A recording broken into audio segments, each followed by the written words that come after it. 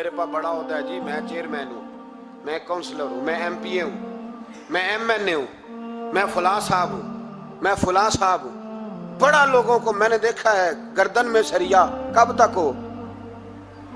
کب تک ہو؟ وزیر اعظم ہو تو کب تک ہو؟ ہم نے تو دیکھا ایک بندہ وزیر اعظم ہوتا ہے اگلے دن لکھا ہوتا ہے مجرم ہے، ایک بندہ صدر ہوتا ہے اگلے دن لکھا ہوتا ہے ملزم ہے. کیا بات کرتے؟ یہ تو آنے جانی. حضرت امام مالک بیٹھے تھے ہارون رشید کے پاس، سخت پیاس لگ گئی ہارون رشید کو، اتنی سخت گرمی پیاس. یہ روزہ کھول کے نا کوئی چیز نہ ہو، پانی ہو تھوڑا سا ٹھنڈا سادہ پانی تو دل کرتا ہے سارے پی جائیں آج. حضرت مولا علی نے مثال دی ہے، شیر خدا نے. حضرت علی نے انوکھی بات کہتے نا مجھے فلاں جان سے پیارا ہے، تو شیر تھے نا تو شیروں جیسی باتیں کرتے تھے. کسی نے پوچھا آپ کو نبی پاک صلی اللہ علیہ وسلم سے کتنا پیار ہے، تو فرمانے لگے سخت گرمی سخت پیاس میں جتنا بندے کو ٹھنڈے پانی سے پیار ہوتا ہے مجھے اس سے بھی بڑھ کے اپنے نبی سے پیار ہے صلی اللہ.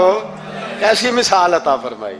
لوگ وہیں کھڑے ہیں جان سے زیادہ پیارے. فرمایا نہیں، سخت گرمی میں سخت پیاس میں اتنا بندے کو ٹھنڈے پانی سے پیار ہوتا ہے مجھے اس سے زیادہ مصطفیٰ سے پیار ہے. یہ مولا علی کا فرمان ہے. ہارون رشید کو پیاس لگ گئی تو پانی کچھ دیر سے آیا تو تڑپنے لگا، پانی لاؤ گلا خشک ہو گیا، گھنٹہ ہو گیا، شور کرنے لگا، جلال میں آ گیا، تڑپ لاتے کیوں نہیں، جلدی کرو. جب بندہ گرمی میں آتا ہے نا باہر سے تو پانی دیر سے آئے نا تو دل کرتا ہے کہ وہ ہو سکتا ہے گھر میں کوئی بم بھی پھوڑ دے، پانی کو دیر سے آیا ہے پہلے پانی. اس لیے سمجھدار خواتین باہر سے جب کوئی آتا ہے تو پہلے پانی لاتی ہے، پانی لاتی ہے، پانی پی لے جناب. تو ہارون رشید تڑپ رہا ہے، امام مالک قریب بیٹھے تھے. خادم کہنے لگا حضور ایک کنواں خشک ہو گیا ہے اور دوسرا آپ کی شایان شان نہیں، پانی صاف نہیں، تو تیسرے سے بندہ لینے گیا ہے، آ رہا ہے. بندہ تھوڑی دیر سے آیا تو ہارون رشید بڑا پریشان تھا. اب بات امام مالک کر رہے تھے تو وہ نہ توجہ اس کی پانی کی طرف تھی. پیالہ پانی کا اندر داخل ہوا تو ہارون رشید کا دل کرتا تھا کہ اڑ کے پانی کے قریب چلا جاؤ، لپک رہا تھا پانی کی طرف. جب پانی آیا اس کو پکڑایا تو امام مالک رحمت اللہ علیہ کہنے لگے بادشاہ ذرا ٹھہر جا، ٹھہر جا، پی لے، نہ آ گیا نا اب تیرے قبضے میں ہے، ایک مسئلہ مجھے بتا لے پھر پانی پینا. ہارون رشید ایک رات پہلے نا بڑی باتیں کر رہا تھا کہ میں حکومت صحیح چلا رہا ہوں، میرے معاملات بڑے اچھے، اپنی حکومت کی تعریفیں ایک رات پہلے ہو رہی. اب جب پانی پینے لگا تو امام مالک اس کو رات والی بات پہ اسے سمجھانا چاہ رہے ہیں. فرمانے لگے بادشاہ رک جا. رک گیا. آپ فرمانے لگے اگر یہ پانی ملتا ہی نہ،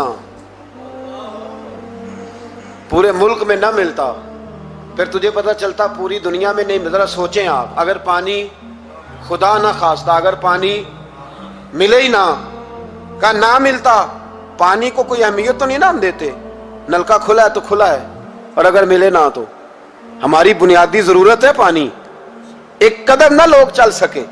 کہا ہارون رشید اگر ملے ہی نہ اور اگر تجھے لینا پڑے ایک پیالہ پانی کا تو کیا دے کے لے گا؟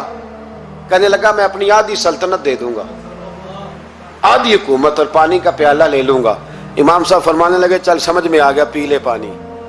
اس نے پی لیا تو پیا اس طرح کہ پانی پیالہ منہ سے لگایا تو اتارا تب بھی جب ختم ہو گیا. تو امام صاحب فرمانے لگے پی لیا کہ پی لیا. فرمانے لگے ایک مسئلہ اور بتا، اب اگر تو نے پانی پی لیا تیرا پیشاب بند ہو جائے، یہ پانی پینے کے بعد پھر پیشاب آنا بھی ضروری ہے، اگر بند ہو جائے تو پھر کیا دے گا؟ تو امام صاحب کی طرف غور سے دیکھنے، فرمانے لگے سوچ کے بتانا. کہنے لگا حضور آدھی سلطنت باقی کی بھی دے دوں گا. تو امام صاحب نے رومال اٹھایا کندھے پہ رکھا، چلنے لگے. کہاں جا رہے ہو؟ فرمانے لگے اس بادشاہ کے پاس کیا بیٹھنا جس کی پوری سلطنت کی قیمت پانی کا ایک پیالہ ہے. ایک پیالہ پانی کا اگر نہ ملے تو آدھی گئی اور پیشاب نہ آئے تو باقی بھی. کہنے لگے تو کس سلطنت کی باتیں کرتا ہے؟ کل من علیہا فان، ہر چیز. اب یقین کریں ہمارے پاس کو بندہ بیٹھ جائے نا تو ہم اسے ہلنے نہ دیں، ہم اسے کہیں تجھے پتہ ہی نہیں اصل بادشاہ میں ہی ہوں. میں تو کچھ ایسے لوگوں کی باتیں بھی سنتا ہوں، مجھے لگتا ہے امریکہ میں بھی حکومت یہی بنواتے ہیں. اتنی زبردست گفتگو کرتے ہیں، اتنا اعلیٰ تجزیہ نکالتے ہیں کہ مجھے لگتا ہے سارے ملکوں کے بادشاہ ان سے مشورہ کرتے ہیں.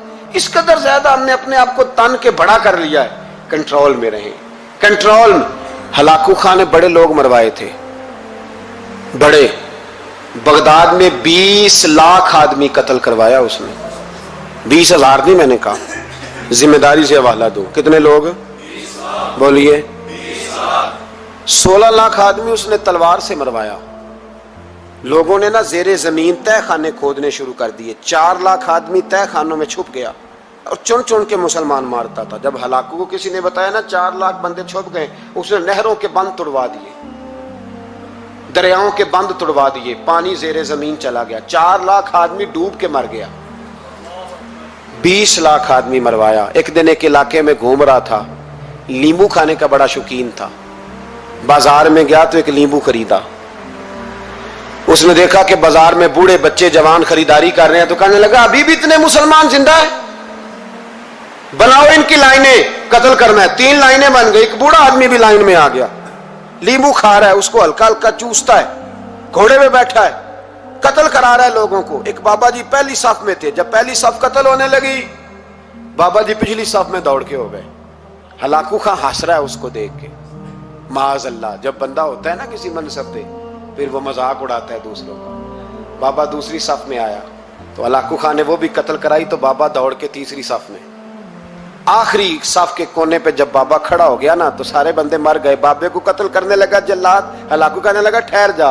कहने लगा बाबा तू तीसरी सफ में आया था, तेरा क्या ख्याल था बच जाएगा? बाबा कहने लगा ख्याल नहीं, मेरा यकीन है कि मैं बच जाऊंगा। मेरा शर्त यह है कि यकीन हो अंदर, शर्त यह है कि। हंस के कहने लगा हलाकू खां कैसे? तो बाबा कहने लगा अगर अल्लाह चाहे तो बच सकता हूं, अगर अल्लाह चाहे तो मैं। बहुत सारे लोग हैं डॉक्टर लिख के दे देते हैं नहीं बचेगा, वो बच जाता है, क्योंकि बचाने वाला अल्लाह है। कहा अल्लाह चाहे तो बच जाऊंगा। तो हलाकू कहने लगा कैसे? जब ऐसे किया ना, कैसे ऐसे किया ना, तो नींबू हाथ से गिर गया। वो बच्चे प्लेयर नहीं होते, वो गेंद गिनती है तो छलांग लगा के पकड़ लेते। तो बड़ा घोड़सवार था, नेजाबाज था, छलांग लगाई नींबू कैच करने के लिए। कैसे? तू कैसे बचे? यूं हाथ घुमाया, नींबू गिरा तो छलांग लगाई, नीचे झुका। जब नीचे झुका ना तो गिर गया घोड़े से। जो पैर था वो घोड़े की रकाब में उलझ गया। घोड़ा डर के दौड़ गया। जब घोड़ा दौड़ा तो जमीन पर जोर जोर से सर लगने लगा। सिपाहियों कहता दौड़ो, इसको पकड़ो। सिपाही भी दौड़े पर घोड़ा काबू ना आया। घोड़ा उस वक्त रुका जब ना उसका चेहरा पहचाना जाता था, ना आंखें सलामत थी, ना नाक सलामत थी। उसकी खोपड़ी सारी इस तरह चूर चूर हो गई जैसे किसी ने हथौड़े के साथ पीसी हो। हलाकू की लाश से खून बह रहा था। बाबा हंस रहा था। एक सिपाही कहने लगा बाबा तू क्यों? कहने लगे मैं अपने रब की कुदरतों पे मुस्कुरा रहा हूं। कुल्लु मन अलैहा फान व यबका वजहु रब्बिका ज़ुल जलाल वल इकराम का। मैंने इसे समझाया था कि बचाने वाला बचा लिया करता है, तो उसने मुझे। सिकंदर आजम ने 32 साल की उम्र में आधी दुनिया फतह कर ली थी। तो लोग पता क्या कहते थे? ये वो बंदा जिसको तारीख ने ग्रेट का लकब दिया है।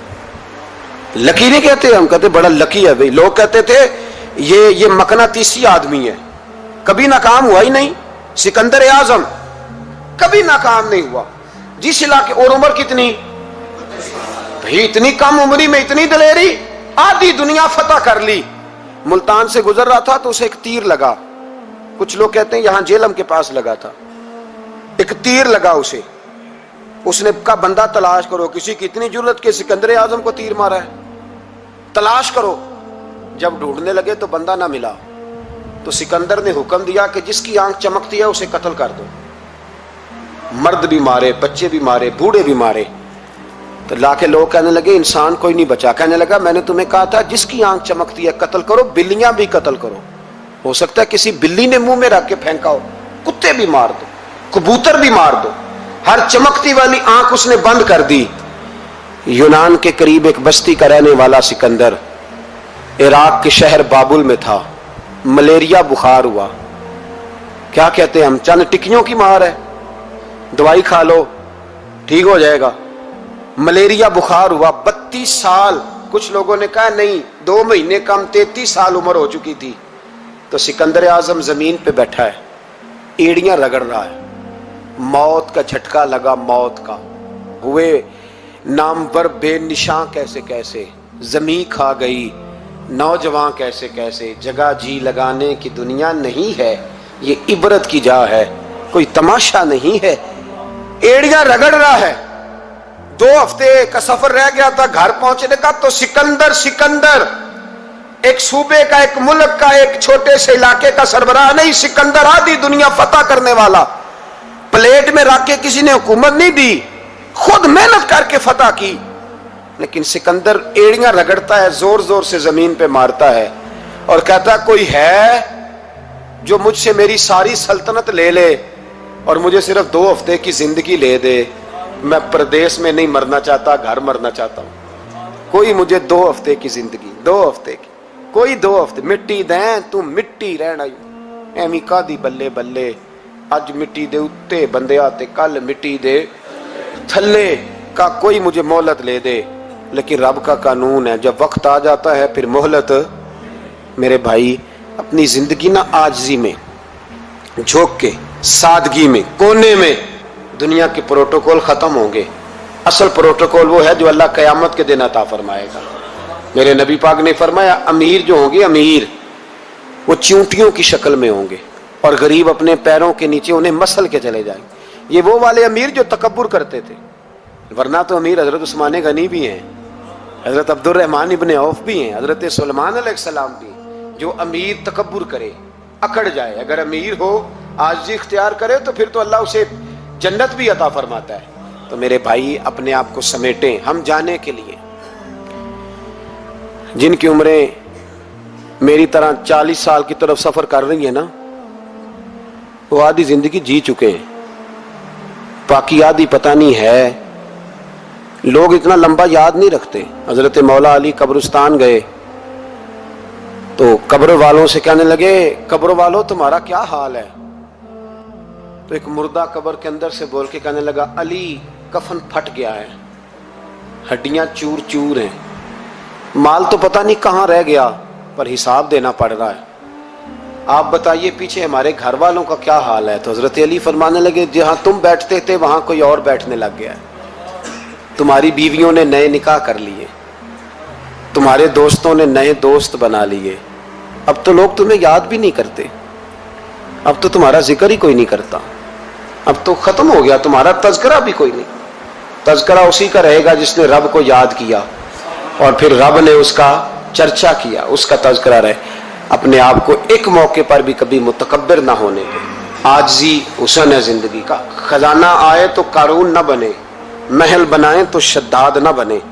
اگر اللہ تعالیٰ دولت دے تو کبھی بھی اپنے آپ کو نمرود اور فرعون نہ بننے دے، اقتدار ملے تو کبھی بھی اپنے آپ کو ہلاکو خاں اور چنگیز خاں نہ بناؤ۔ عزیز دوستو، انسان سب سے زیادہ پریشان وہ ہوتا ہے جسے مقصد حیات نہیں ملتا، جسے پتہ ہی نہیں ہوتا میں کیوں آیا ہوں، کس لیے آیا ہوں، کس کا بھیجا ہوا آیا ہوں۔ وہ سب سے زیادہ آزمائش میں ہوتا ہے، اور جن کو معرفت الہی نصیب ہو جاتی ہے اپنے مالک کا پتہ جاننے لگتے ہیں، محسوس کرتے ہیں کہ مجھے کسی مقصد کے لیے بھیجا گیا ہے، وہ آسودہ زندگی گزارتے ہیں، قلبی اطمینان اور انشراح صدر اللہ انہیں عطا کرتا ہے۔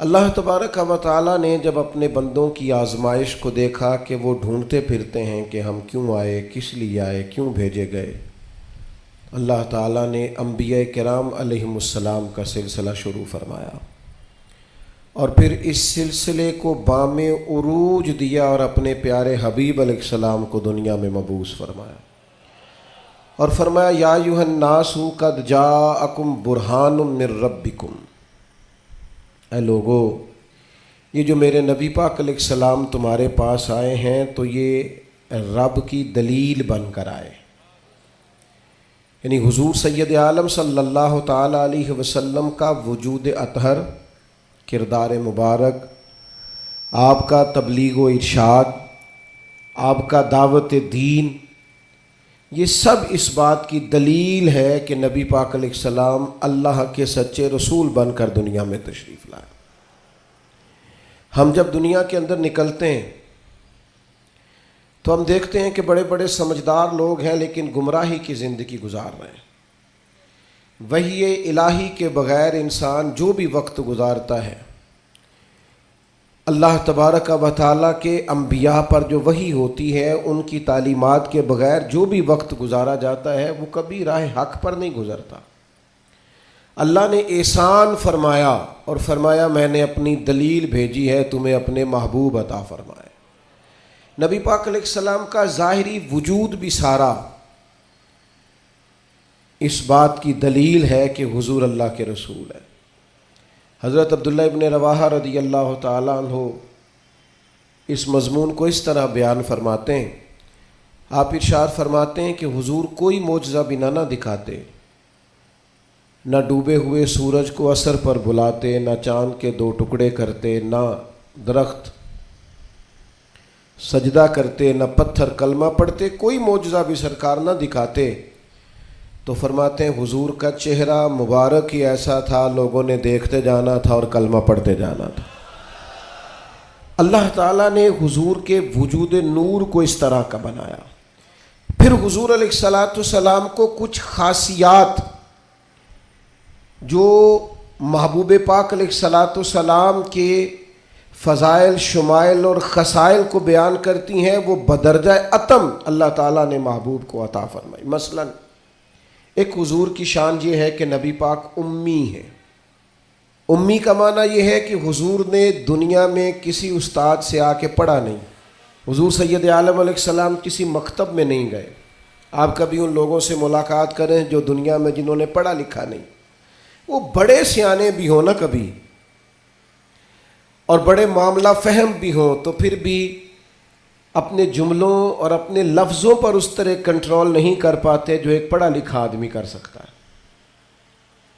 نبی پاک علیہ السلام امی ہیں، سرکار نے دنیا کے کسی استاد سے نہیں پڑھا، لیکن یہ دلیل ہے نا میرے نبی کے سچا رسول ہونے کی کہ حضور نے علم و حکمت کے وہ موتی عطا فرمائے ہیں کہ دنیا حیران رہ گئی۔ یعلمہم الکتاب والحکمہ، اللہ فرماتا ہے یہ تمہیں کتاب بھی سکھائیں گے اور دانائی بھی سکھائیں گے۔ جو فلسفیوں سے کھل نہ سکا اور نکتہ وروں سے حل نہ ہوا، وہ راز ایک طیبہ والے نے بتلا دیا چند اشاروں میں۔ حضور علیہ السلام دانائی، حکمت، تدبر، فہم و فراست۔ آپ سرکار کا کوئی ایک فرمان پڑھ لیں، حضور کی کوئی ایک حدیث پاک آپ لے لیں، اس کی معنویت میں اتریں، اس کی گہرائی اور گہرائی کو آپ دیکھیں، آپ حیران ہو جائیں گے۔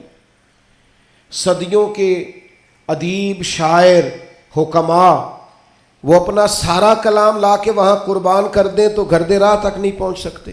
جو تدبر اللہ تعالیٰ نے نبی پاک علیہ السلام کو عطا فرمایا، آپ غور کریں۔ حضور مدینہ طیبہ تشریف لائے، اب پیار کرنے والا ہر آدمی ہی قابل اکرام ہوتا ہے۔ محبتوں کا خراج ہمیشہ انسان کو قرضدار رکھتا ہے۔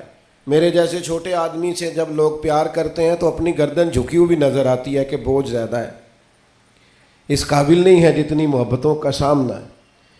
تو اب سب محبت کرنے والوں کی دل جوئی کرنا، ان کے معیار پر پورا اترنا، ان کے معاملات کو دیکھنا، یہ آسان کام نہیں ہوتا۔ کسی درویش نے کہا تھا میں دوست تھوڑے بناتا ہوں، اس لیے کہ دوست زیادہ ہوں تو حقوق بھی زیادہ ہوتے ہیں، تو میں اتنی وسعت نہیں رکھتا کہ میں سب کے حق ادا کر سکوں۔ نبی پاک علیہ السلام مدینہ طیبہ تشریف لائے تو ہر آدمی کی خواہش ہے حضور میرے گھر آئیں، حضور میرے گھر آئیں، اور جو بھی وہاں عرض گزار ہے اور پیغام دے رہا ہے سب کے سینے بھی کھلے ہوئے ہیں، دل بھی کھلے ہوئے ہیں، آنکھیں پلکیں فرش راہ کیے ہوئے، ہر آدمی منتظر ہے کہ محبوب میرے گھر میں اب بڑا امتحان ہے، کس طرح کر کے سب کی چاہتوں کا جواب دیا جائے۔ تو یہ ذرا دیکھیے اس امی لقبی محبوب کی حکمت اور دانائی۔ محبوب فرمانے لگے بھی میری جو اونٹنی ہے نا یہ معمور من اللہ ہے، میں گویا خود نہیں فیصلہ کرتا میں نے کہاں جانا ہے، جہاں اونٹنی بیٹھ جائے گی میں مہمان بن جاؤں گا۔ انداز دیکھیے، نبی پاک علیہ الصلوۃ والسلام نے نا اونٹنی کی لگامیں اس کی گردن پر ڈال دیں۔ اب وہ اونٹنی چلتی جا رہی ہے، تھوڑی آگے جا کے ایک جگہ پہ وہ بیٹھ گئی، لیکن اس کے بیٹھتے ہی حضور اترے نہیں، محبوب بیٹھے رہے۔ ابھی سرکار کی اونٹنی پوری طرح بیٹھی نہیں تھی، پھر اٹھ کے کھڑی ہو گئی، اور تھوڑا سا آگے چلنے کے بعد حضرت ابو ایوب انصاری کے دروازے کے سامنے بیٹھ گئی، اور وہ اس طرح بیٹھی کہ اس طرح جم کے بیٹھی کہ اس نے اپنی گردن بھی بچھا دی۔ جب اطمینان سے اونٹنی بیٹھ گئی، نبی کریم اترے، جناب ابو ایوب انصاری رضی اللہ تعالیٰ عنہ کے گھر میں جلوہ فراز ہوئے۔ یہ وہ دانائی تھی میرے کریم محبوب کی، وہ حکمت تھی کہ کسی محبت کرنے والے کو اعتراض کیا ہونا تھا، سب کا قربان ہونے کو دل کر رہا تھا۔ ہمارے ہاں تو 4 بچے ہوتے ہیں اور ہم کسی ایسی دانائی کا مظاہرہ نہیں کرتے کہ ان کے اندر برابری کر سکیں، ہم اس سمجھ بوجھ کا لحاظ ہی نہیں کرتے۔ ہمارے ایک استاد تھے تو وہ اکثر کہا کرتے تھے، جن کو پڑھانے کی ڈیوٹی لگاتے ان سے کہا کرتے تھے کسی طالب علم سے چڑ نہ جانا، اسکول کے، کالج کے، مدرسے کے کسی بچے سے چڑ نہ جانا، تم اگر کسی سے چڑ گئے تو اس کا مستقبل خراب ہو جائے گا، اس لیے کہ تم ذاتی اناد پال لو گے، بچہ بڑا لائق ہے لیکن تمہارا فرما بردار نہیں، تم چڑ گئے ہو، تم بات بات پہ ڈانٹتے ہو، بالآخر وہ ساری تباہی ہو گئی، بدگمان ہو گیا۔ نبی پاک علیہ الصلوۃ والسلام امی ہیں، لیکن یہ میرے محبوب کی نبوت کی اعلیٰ دلیل ہے کہ اللہ تعالیٰ نے محبوب کو حکمت، تدبر، دانائی، ہم دانا نہیں ہوتے، شعور نہیں رکھتے، فہم و فراست کا۔ وہ عارف رومی کہتے ہیں کہ ایک شخص بادشاہ تھا، اس نے خواب دیکھا، خواب میں دیکھا کہ اس کے سارے دانت ٹوٹ گئے۔ اس نے ایک معبر کو بلایا، تعبیر کرانے والے کو، اس سے کہا اس کی تعبیر کیا ہے؟ اس نے کہا جناب اس کی تعبیر یہ ہے کہ آپ کے سارے رشتہ دار آپ کی زندگی میں فوت ہو جائیں گے۔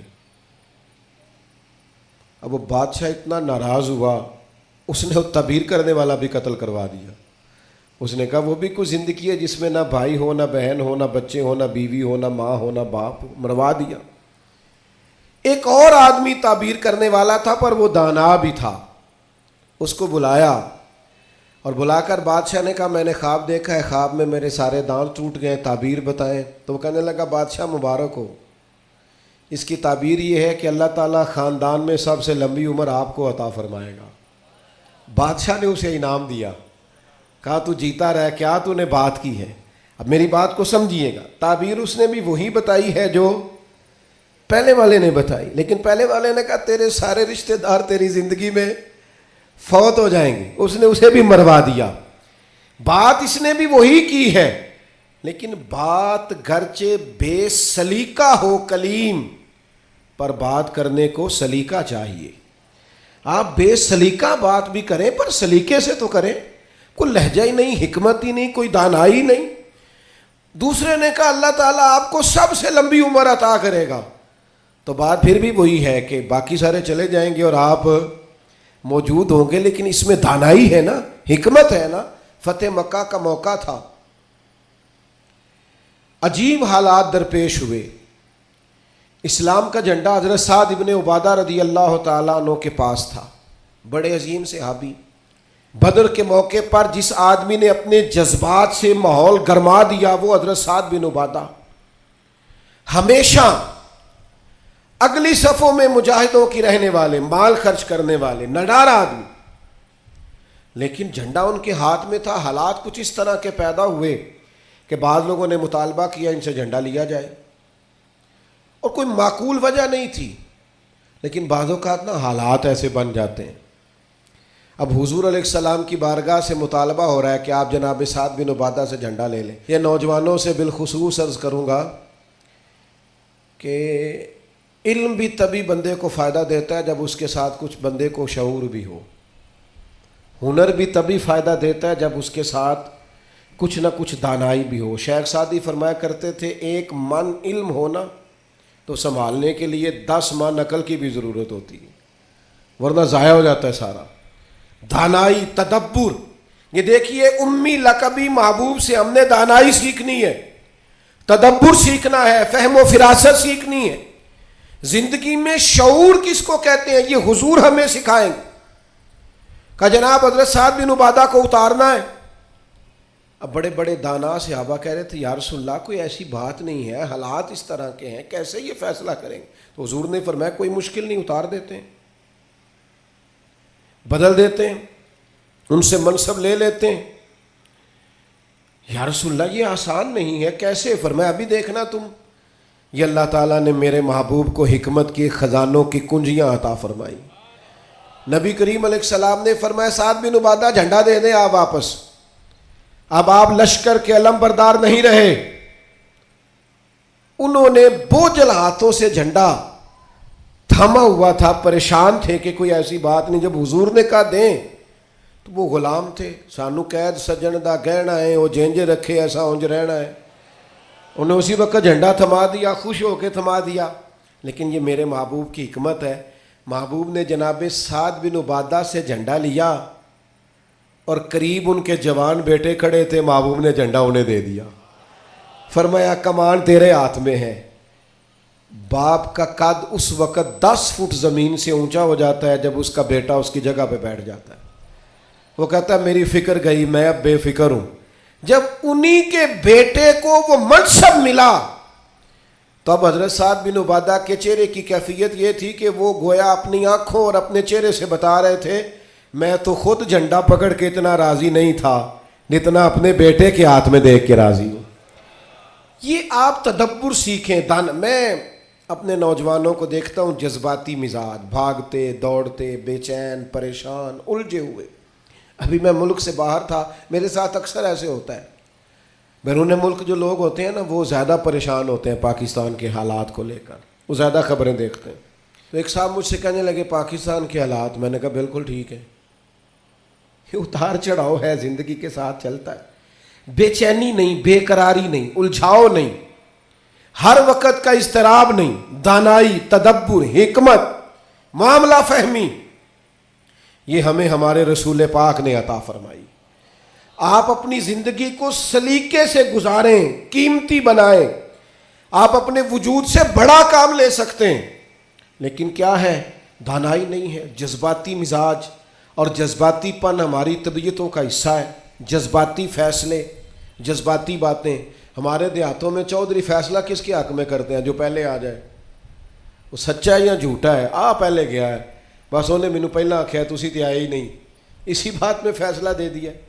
دانائی, تدبر, یہ رسول اللہ صلی اللہ علیہ وسلم نے ہمیں سکھایا. امی لقبی ہیں حضور. اور دوسری بات, انسان کے پاس جو سب سے قیمتی چیز ہوتی ہے نا وہ اس کا کردار ہوتا ہے. آپ نے زندگی میں نقوش کیا چھوڑے, آپ جہاں رکے, جہاں بیٹھے, یہ ایسا تو نہیں زندگی میں کہ یہ 10 دوست پرانے, یہ 10 دوست آج کل کے ہیں اور ان کے درمیان بھی غیبتیں جاری ہیں, بس کام ختم ہونے کے قریب ہے, اور پھر اس کے بعد اور کوئی 4 دوست ہم تلاش کریں گے. اچھے نقوش نہیں چھوڑتے. کتنی خوشیوں سے رشتے طے پاتے ہیں, لیکن وہ تھوڑا وقت نہیں گزرتا تو ساری سوچیں, سارے نظریات گدلے اور میلے کچیلے ہونے لگ جاتے ہیں. وہ ساری محبتوں کو زنگ لگنے لگ جاتا ہے. عظمت کردار, بلندی, آپ کے افکار, آپ کا اچھا گمان, آپ کی سوچیں, آپ حیران ہوں گے. اللہ تعالیٰ نے نبی پاک کا وجود ہی معجزہ بنایا ہے, لیکن جب حضور کے اپنوں نے دلیل مانگی نا, اپنوں کو مطمئن کرنا بڑا مشکل کام ہوتا ہے. قریبیوں نے دلیل مانگی, قریش مکہ نے, کہ آپ نبی ہیں تو دلیل دیں. نبی پاک علیہ السلام نے اپنے اپنوں کو معجزہ نہیں دکھایا, بلکہ قرآن مجید فرماتا ہے کہ محبوب نے کہا فقد لبثت فیکم عمرا من قبلہ افلا تعقلون. میں کوئی باہر سے نہیں آیا, میں نے اپنی اس سے پہلے کی ساری عمر تمہارے درمیان گزاری ہے, 40 سال یہاں گزارے. اپنے ماں کی گود میں بھی، نانا کے کندھوں میں بھی، جناب ختیجہ کا دولہا بن کے بھی، بیٹیوں کا باپ بن کے بھی، میں نے سارا وقت تمہارے بیچ گزارا، افلا تعقلون، تمہیں عقل نہیں؟ گویا محبوب ان سے فرما رہے ہیں کہ میری جیسا سچا ہے تو لا کے دکھاؤ، باہر سے نہیں آیا، تمہارے درمیان رہا ہوں۔ یار یہ مشکل کام ہوتا ہے، چاروں جانب ماحول خراب اور بندہ پھر ٹھیک رہے۔ اکثر لوگ تو اپنے بچے کی غلطی نہیں نکالتے، کہتے دوستوں نے خراب کر دیا، اماں کہتی ہے منڈا میرا ٹھیک سی، دوستوں نے خراب کرتا ہے۔ میں نے کہا چلیں اچھی طرح سے سوچ لیں، ہو سکتا ہے دوست ٹھیک ہو، آپ کے بچے نے سارا ماحول گڑبڑ کر دیا ہو۔ یہ جان چھڑانا تو آسان ہے، لیکن سارے ماحول کے اندر کردار کی عظمت۔ جب نبی پاک علیہ السلام نے مختلف بادشاہوں کو خطوط لکھے نا اسلام قبول کر لو، تو کیسر روم کو بھی خط لکھا۔ کیسر سیاںا آدمی تھا۔ سیانے لوگ جو ہوتے ہیں وہ زمینی حقائق دیکھتے ہیں، جذباتی فیصلے نہیں کرتے، وہ معاملہ فہم ہوتے ہیں۔ آج کل جس طرح میں اور آپ ہیں نا تصویروں کے اندر زندگی گزار رہے ہیں، لائکس، ویوز، کومنٹس، اسی پر زندہ ہے۔ لوگ ان پر وقت نہیں گزارتے تھے، اس سمجھدار لوگ۔ کیسر روم کے پاس میرے محبوب کا خط گیا، اس نے فوراً نہیں فیصلہ کیا، کہنے لگا کوئی، ورنہ بہت سارے ایسے بدبخت بھی تھے معاذ اللہ جنہوں نے حملے کی تیاری شروع کر دی، ہمیں خط لکھا ہے اسلام قبول کرو ہم حملہ کریں گے، لیکن یہ سیاںا آدمی تھا۔ اس نے لوگوں سے کہا یہاں اگر کوئی سردار آیا ہوا ہو نا، مکے کا، تجارت کی غرض سے سردار آیا کرتے، کوئی سردار آیا ہوا ہو تو میری ملاقات کراؤ۔ جناب ابو سفیان ابھی مسلمان نہیں ہوئے تھے، اور ہر جنگ میں قریش مکہ کی لیڈ وہ کرتے تھے، وہ ان دنوں وہاں گئے ہوئے تھے، تجارت کی غرض سے بلا لیا۔ اب کیسر نے سامنے کھڑا کیا، بخاری شریف سے لے کر کتب سیرت میں تمام جگہ، کتب احادیث میں آپ کو الفاظ کے اختلاف کے ساتھ لیکن مفہوم ایک ہی ہے، یہ روایت ملے گی۔ کیسر نے سوال کرنے شروع کیے جناب ابو سفیان سے۔ پہلے پوچھا آپ کون ہے؟ کہا میں سردار ہوں۔ کوئی رشتہ؟ کہنے لگے جس محبوب نے آپ کو خط لکھا ہے میں رشتے میں چچا ہوتا ہوں۔ کہنے لگے بتائیے اس محبوب نے دعویٰ نبوت کیا ہے، ان کے خاندان میں ماضی قریب میں کسی اور نے بھی کیا ہے؟ کہا نہیں۔ کہا کوئی بادشاہ گزرا ہو ان کے خاندان میں قریب کا؟ کوئی نہیں۔ کہا یہ بتائیے ان کے ماننے والے امیر ہیں کہ غریب؟ تو ابو سفیان کہنے لگا ماڑے ماڑے بندے، ماڑے ماڑے بندے۔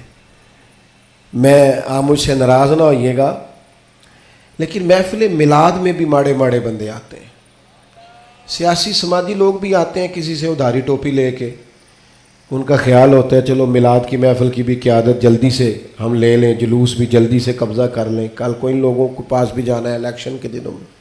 لیکن غریب لوگ، پر ہمارا حال یہ ہوتا ہے کہ جس کو 35 سال ہو گئے فجر کی اذان پڑھتے، وہ بیچارہ میلاد کی محفل کی بھی صدارت نہیں کر سکتا۔ وہاں بھی جن کے ہاتھوں میں نوٹوں کی دتیاں اچھی ہوں ان کی سیٹیں اگلی ہوتی ہیں۔ یہ ذوق ٹھیک نہیں، یہ اس محفل کے وقار کے حق میں نہیں۔ یہ بات، یہ بڑی بلند و بالا محفل ہے، اس کا معیار اور ہونا چاہیے۔ پوچھا سردار نے ابو سفیان بتائیے ماننے والے کون ہیں؟ کہ غریب۔ فرمایا یہ بتاؤ تمہاری کبھی ان سے جنگ بھی ہوئی ہے؟ کہا ہوئی ہے۔ کہ نتیجہ کیا نکلا؟ کہا کبھی ہم فتح یاب ہوئے کبھی وہ۔ کہنے لگا اچھا یہ بتائیں ان کے ماننے والے گھٹ رہے ہیں بڑھ رہے ہیں؟ ابو سفیان کہنے لگا جی بڑھ تو روز بروز رہے ہیں، اور نتیجہ خیز ہو رہی ہے دعوت۔ اس نے کہا اچھا یہ بتائیں جنہوں نے دعویٰ نبوت کیا ہے کیا کبھی انہوں نے جھوٹ بھی بولا ہے؟ ابو سفیان کہتے ہیں کہ میں ایک منٹ کے لیے سوچ میں مخالف تھا نا، مخالف رائے دے رہا تھا، لیکن میرے دل کے اندر سے آواز آئی معاذ اللہ میں انہیں جادوگر کہوں، شاعر کہوں، شاعر کہوں تو شاید کوئی شخص میری بات پر توجہ دے، پر نبی پاک نے جھوٹ بولا یہ تو مانے گا ہی کوئی نہیں۔ کہتے ہیں میں نے کہا بات بالکل سچی کرنی ہے، وہ میرے سامنے پیدا ہوئے، سامنے جوان ہوئے، سامنے ان کے بال سفید ہوئے، پر اس محبوب کی زبان سے جو بھی نکلتا ہے حق اور سچ ہی نکلتا ہے۔ میں کیسے آپ کو یہ بات عرض کروں کہ بغیر وجہ کے لوگ جھوٹ بولتے ہیں، ان کا کوئی فائدہ نہیں، کوئی دنیاوی نفع بھی نہیں، جان بوجھ کے ڈینگے مارتے ہیں، بڑکیں، کوئی لینا دینا ہی نہیں، بلا وجہ جھوٹ یہ انسان کے کردار کو داغدار کر دیتا ہے۔ دنیا کے کسی بڑے تاجر پر ہاتھ رکھیے، بڑے سے بڑے بزنس مین پر، اس سے پوچھئے کہ تمہاری بزنس میں کامیابی کی وجہ کیا بنی؟ انویسٹمنٹ زیادہ کی تھی، پڑھے لکھے زیادہ تھے؟ تو آپ کو ہر بزنس مین کہے گا صرف اللہ نے میرا مارکیٹ میں اعتبار بنا دیا تھا۔ جس کا اعتبار مارکیٹ میں اچھا ہوتا ہے، لوگ کہتے ہیں بندہ ٹھیک ہے، سچ بولتا ہے، اس کا کاروبار چلتا ہے۔ کبھی جھوٹ اور بددیانتی اور فریب سے بھی قومیں آگے بڑھی۔ ابو سفیان کہتے ہیں مجھ سے پوچھا، ایک سوال یہ بھی تھا ان سوالوں میں کہ خاندان کیسا ہے، تو میں نے کہا خاندان تو قریشی اور ہاشمی ہے، اعلیٰ خاندان محبوب کا۔ تو کہتے ہیں میں نے کہا بادشاہ کو نتیجہ ہی دے، اتنے تو نے سوال کیے۔ تو کہنے لگا نتیجہ تو نکل آیا ہے۔ تم نے کہا ماننے والے غریب لوگ ہیں، تو نبیوں پر ہمیشہ پہلے غریب لوگ ہی مان لاتے ہیں۔ تم نے کہا ماننے والے بڑھ رہے ہیں، تو یہ ان کی صداقت کی دلیل ہے کہ ہر روز دعوت اور پیغام اور ماننے والے بڑھ رہے ہیں۔ تم نے کہا وہ اعلیٰ نسب ہے، تو نبی اللہ ہمیشہ اونچے خاندانوں میں بھیجا کرتا ہے۔ تم نے کہا انہوں نے کبھی جھوٹ نہیں بولا، تو سردار سچ بتانا، جو بندہ بندوں سے جھوٹ نہیں بولتا وہ یہ جھوٹ کیوں بولے گا کہ میں اللہ کا رسول بن کے آیا ہوں؟ نتیجہ تو نکل آیا۔ اسیر دشمن کی چاہ میں بھی، مخالفوں کی نگاہ میں بھی وہ امی ہے، صادق ہے، معتبر ہے، میرا پیغمبر عظیم تر ہے۔ کردار کی جو عظمت ہے نا، کردار کی، یار آپ کی اور میری زندگی کچھ اصول تو ہونے چاہیے، کچھ قاعدے، کچھ ضابطے، جدھر کی ہوا ہوئی ادھر کے ہی ہو گئے۔ آج کل یہ نیا والا فیشن ہے، لہذا یہ اپنا لو۔ بھئی ہم کوئی ہوا کے دوش پہ ہیں، کوئی لاوارث ہیں، اپنی کوئی تہذیب نہیں، تمدن نہیں، مزاج نہیں، طبیعت نہیں، یعنی جس طرح کا ماحول ہے اس طرح کے بن جاؤ۔ کردار میں کچھ قاعدے زندگی میں بنانے چاہیے، کچھ اصول وضع کرنے چاہیے، کچھ چیزیں طے کرنی چاہیے کہ مجھے ان حدود سے آگے نہیں بڑھنا۔ مومن کی اپنی ایک ذاتی شخصیت ہوتی، اس کا ایک اپنا رکھ رکھاؤ ہوتا ہے، اس کی اپنی ایک وفاداری ہوتی۔ آپ جائیے اپنے بزرگوں سے ملیے، دیہاتوں کے لوگ کیا کہتے ہیں؟ وہ کہتے ہیں بس بھائی میں دوستوں کے ساتھ آتا جاتا تھا، گھومتا پھرتا تھا، اب یہ کام نہیں کرنا، اب میرے بیٹے کو میرا جوتا پورا آنے لگ گیا ہے، اب مجھے وفادار ہونا ہے۔ میں کیسے اپنی ملت کے نوجوانوں کو سمجھاؤں کہ تو گھٹنوں تک اگر اپنا لباس آدھا کر لے تو پتہ نہیں تیری کتنی کوئی گرمی کم ہو جاتی ہے، اور کس قدر زیادہ آسودگی اور آسانی محسوس کرتے ہو۔ حالانکہ گھر میں بہنیں ہیں، بیٹیاں ہیں، ماں ہیں۔ بندے کی ایک اپنی وفاداری بھی ہونی چاہیے، اس کے کچھ قاعدے، ضابطے، اٹھنا بیٹھنا، اصول بھی ہونے چاہیے۔ نبی کریم صلی اللہ تعالی علیہ وسلم کی عظمت کردار کا یہ عالم تھا کہ عرب شریف کے اندر کنواری عورتیں بڑی ہی شرم و حیا والی ہوتی تھی۔ لوگ مثال دیتے کہ تو کنواری لڑکی کی طرح شرم و حیا والا۔ قربان جائیں سیدہ طیبہ طاہرہ حضرت عائشہ صدیقہ رضی اللہ تعالیٰ عنہ فرماتی ہیں نبی پاک علیہ السلام عرب کی کنواری لڑکیوں سے بھی زیادہ حیا والے تھے۔ حضور حیا والے، متانت، سنجیدگی، کبھی شور و غل نہ کرتے، کبھی بازار میں نظریں اٹھا کے نہ چلتے، کبھی محبوب کی زبان سے معاذ اللہ کسی نے کوئی کمزور جملہ نہیں سنا۔ یہ کیا بات ہوئی، مجھے کسی نے غصہ دلایا تھا، میں نے گالیاں دے دی، تو آپ کے اصول کدھر گئے، قاعدے کدھر گئے، ضابطہ کدھر گیا؟ یہ کیسے ہو گیا کہ آپ بااصول آدمی تھے پھر بھی آپ کی زبان سے بازاری جملے نکل آئے؟ یہ ہو نہیں سکتا نا اگر آپ نے کوئی اصول زندگی میں بنا رکھے۔ تو عظمت کردار یہ رسول اللہ صلی اللہ تعالی علیہ وسلم کی زندگی کا ایک بنیادی عنصر ہے۔ بنیادی. اور پھر حضور سید عالم صلی اللہ تعالی علیہ وسلم کو اللہ تبارک و تعالی نے ایک شان اور بڑی امتیازی عطا فرمائی، بڑی انوکھی.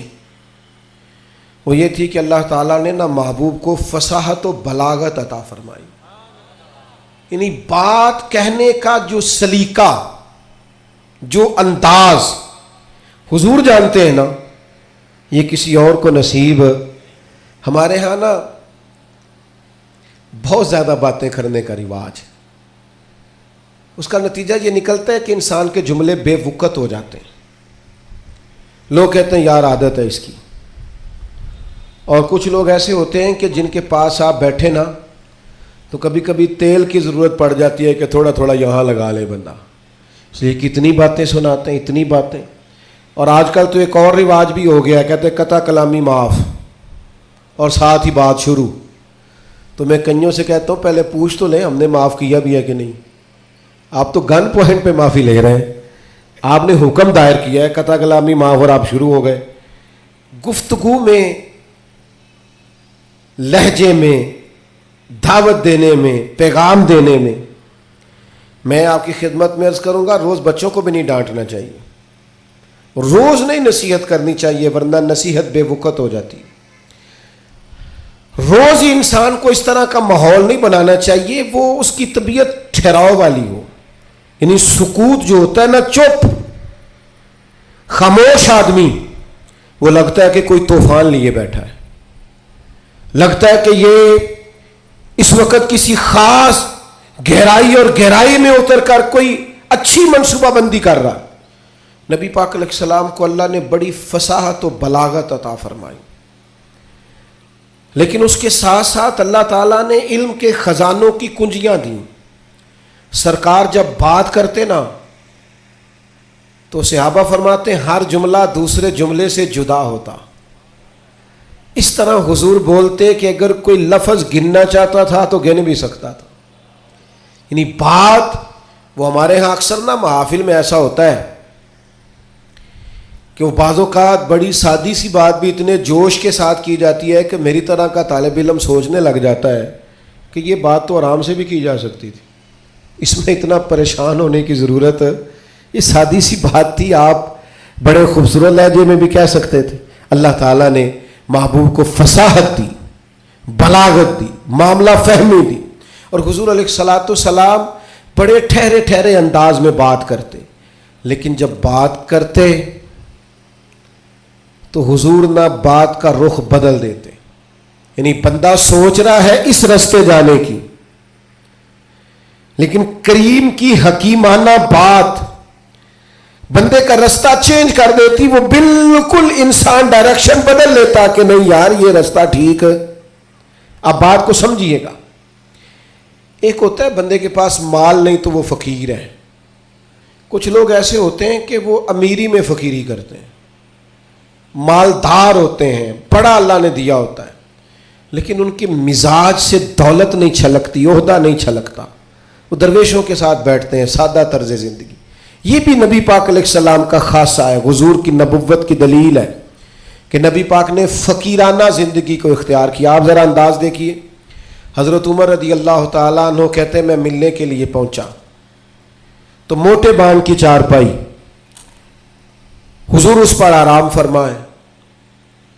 فرماتے ہیں جب میں گیا تو سرکار اٹھ کے بیٹھے، اور جب حضور اٹھے نا تو آپ کی کمر مبارک سے نا ذرا کپڑا ہٹا.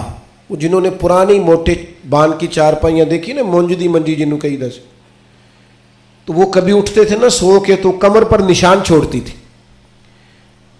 حضرت عمر رضی اللہ تعالیٰ عنہ اپنے مزاج کے لحاظ سے دلیر آدمی تھے، لیکن جناب فاروق اعظم رضی اللہ تعالیٰ عنہ نے محبوب کو اس حال میں اٹھتے دیکھا تو آنکھوں میں آنسو آ گئے. اور حضرت عمر نے نا ایک فکر بیان کی، ایک ڈائریکشن بیان کی، اپنی سوچ عرض کی حضور کی بارگاہ میں. عرض کی یا رسول اللہ صلی اللہ تعالی علیہ وسلم، ایک کیسر و کسرا اللہ کے دین کے دشمن ہے اور اتنی آرام دہ زندگی گزارتے. بہت سارے لوگ سوال نہیں کرتے وہ فلاں ملک دیکھو غیر مسلم ہے لیکن آسودہ حال کتنا ہے.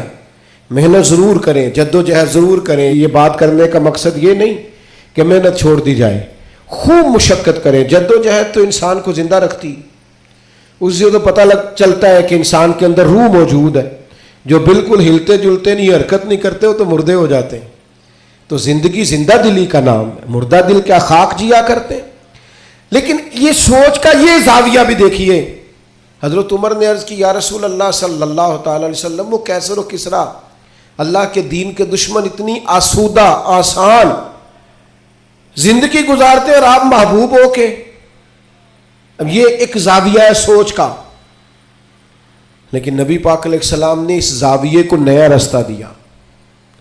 یعنی سوچ یہ ہے کہ آپ محبوب ہیں اور ظاہری طور پر یہ وقت مشکل ہے, دوسری جانب دشمن ہے, اور یہ گاؤں تک یہ لاؤ لشکر, یہ آسان زندگی. حضور نے سوچ ہی بدل دی. فرمایا, عمر کیا تم یہ پسند نہیں کرتے کہ وہ دنیا میں تھوڑی سی آسانی لیں اور آخرت میں رسوا ہو جائیں؟ اور فرمایا, کیا تم یہ پسند نہیں کرتے ہم دنیا میں تھوڑی سی مشقت اٹھائیں اور آخرت کی ساری عزتیں اللہ ہمیں ہی عطا فرما دے؟ یہ ایک ایسی سوچ تھی کہ جناب عمر کہتے ہیں میرا زاویہ نگاہ ہی بدل گیا کہ جنت میں جئیں گے من چاہی زندگی, وہاں اللہ کے انعامات سے بھرپور لطف اندوز ہوں گے, وہاں اللہ تبارک و تعالیٰ اور اس کے محبوب کے قرب میں ان نعمتوں کو محسوس کریں گے. اور حضور نے زاویہ بدل دیا. یقین ایک شخص نے آ کے کہا, یا رسول اللہ مجھے آپ سے محبت ہے.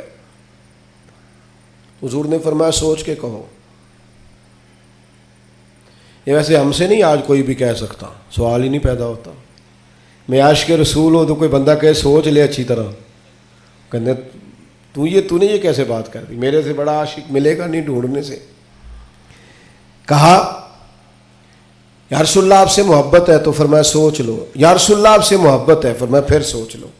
3 بار حضور نے کہا. اس نے کہا, حضور مجھے ہے محبت. تو پھر نبی پاک نے فرمایا, فقر کے لیے